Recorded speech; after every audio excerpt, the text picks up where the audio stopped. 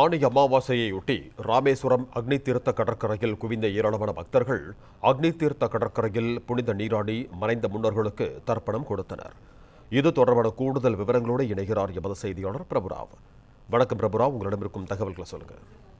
நிச்சயமாக அமாவாசை நாட்களில் ராமேஸ்வரம் ராமநாதசாமி திருக்கோயில் எதிரே உள்ள அக்னி தீர்த்த கடற்கரையில் புனித நீராடி முன்னோர்களுக்கு தர்ப்பணம் கொடுத்தால் அவர்களுடைய ஆத்மா சாந்தி அடையும் என்பது ஐதீகம். இந்நிலையில் இன்று இந்த ஆனி மாத அமாவாசை இன்று காலை தொடங்கி நாளை மதியம் வரை இருப்பதால் ராமேஸ்வரத்திற்கு தமிழகம் மட்டுமல்லாமல் வெளிமாநிலங்களிலிருந்து திரளான பக்தர்கள் வந்து ராமேஸ்வரம் ராமநாதசாமி திருக்கோயில் எதிரே உள்ள அக்னி தீர்த்த கடற்கரை இன்று காலை முதல் அங்குள்ள புனித நீராடி போய்தலிடம் எள்ளு பிண்டம் வைத்து தன்னுடன் வாழ்ந்து மறைந்த முன்னோர்களுக்கு தர்ப்பணம் செய்தனர்.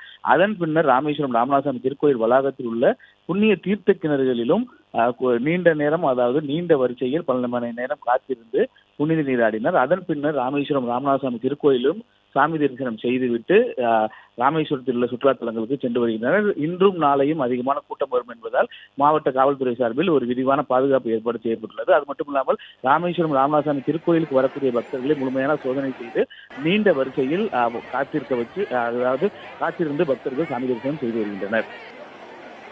பிளே ஸ்டோர் மற்றும் ஆப் ஸ்டோரில் இருந்து பாலிமர் செயலியை QR கோடு மூலம் பதிவிறக்கம் செய்யுங்கள். செய்திகளை உடனுக்குடன் பெறுங்கள்.